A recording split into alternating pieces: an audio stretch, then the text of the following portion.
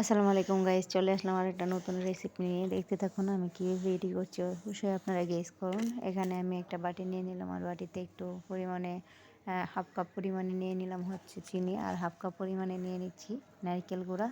এখানে দেখতে পাচ্ছেন চিনি আর নারকেল গুঁড়াটা নিয়ে আমি একসাথে ভালোভাবে হাত দিয়ে মিক্স করে নিচ্ছি। এটা ভালোভাবে মিক্স করে নিতে হবে। একটু মিক্স করে তারপরে একটু লবণ দিয়ে দিলাম এখানে। লবণটা দিয়ে দেওয়ার পরে আবারও আমি ভালোভাবে মিক্স করে নিচ্ছি। তারপরে দিয়ে দিলাম একটা 10 টাকা দামের গুঁড়া প্যাকেটের দুধ।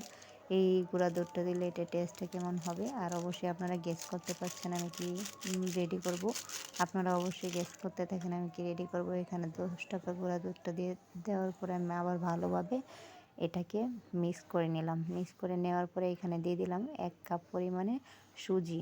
আর এই সুজিটাকে ভালোভাবে মিক্স করব। মিক্স করে মাখিয়ে নিব ভালোভাবে, হাত দিয়ে ভালোভাবে মাখিয়ে নেওয়ার পরে একটু ঝরঝরে হয়ে যাবে। এটাকে একটু রেস্টে রেখে দিলেও এটা একটু ভিজানো হয়ে যেত, বাট আমি তা করবো না। আমার হাতে একদমই সময় ছিল না। সময় নিয়ে করলে এটা অবশ্যই ভালোভাবে ভিজে যেত, কিন্তু আমার হাতে তো সময় নেই, তাই আমি একটু লিকুইড দুধ দিয়ে এটা ভালোভাবে গলিয়ে নিচ্ছি।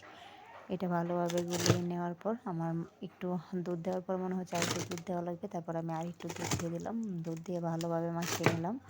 ভালোভাবে মাখিয়ে নেওয়ার পর এটাকে একটু রেস্টে রেখে দেবো। এটাকে একটু রেস্টে রেখে দেওয়ার পর এই যে দেখতে পাচ্ছেন আমার ডোটা একদমই পারফেক্ট হয়ে গেছিলো। একটু পরে যখন এসে দেখলাম ডোটা একদমই পারফেক্ট হয়ে গেছে। এই পর্যায়ে আমি ভালোভাবে মেখে একটু কষলিয়ে তারপরে এটাকে একটু ছোটো ছোটো করে পিঠা শেপ আকারে বানিয়ে নিচ্ছি।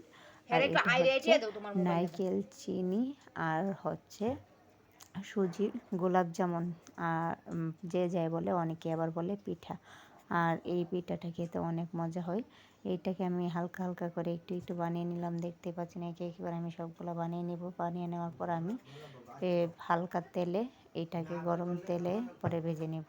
আর এটা খেতে অনেক মজা হয়। এখানে দেখতে পাচ্ছি আমি অল্প পরিমাণে বানাচ্ছি, তাই এখানে আমি যে জাস্ট অল্প পরিমাণে তেল নিলাম। এখানে কড়াইয়ে তেল দিয়ে দিলাম। তেল দিয়ে দেওয়ার পর দেখতে পাচ্ছেন হালকা কড়াইটা তেলে গরম হয়ে গেলে, কড়াইতে তেলটা গরম হয়ে গেলে আমি একে একে পরে পিঠাগুলো বানিয়ে দিলাম। এর আগে আমি যে শেপ আকারে বানিয়ে নিয়েছিলাম ওই পিঠাগুলো ভাজা হয়ে গেছিলো। তারপর আমি মনে হলো যে আমি পিঠাগুলো যে ভাজতেছি এটা ভিডিও করা হয় নাই।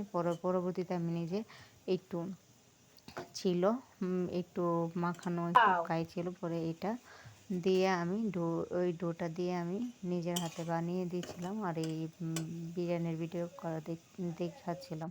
তারপরে দেখতেই পাচ্ছেন আমার পিঠাটা এরকম হালকা ভাজা হয়ে গেলে আমি এটা নামিয়ে নিয়েছি। আর এটা এত ফুলকো ফুলকো হয়েছিল, এত মজা লাগে। এই যে দেখেন আমি যেগুলো পিঠা আকারে বানিয়ে নিয়েছিলাম ওইগুলো এখানে এই অল্প কয়টাই বানিয়েছিলাম জাস্ট হাজব্যান্ড ওয়াইফ খাওয়ার জন্যে। আমার বাসায় এত ছোটো মানুষও নাই। তারপরে ভালো থাকবেন।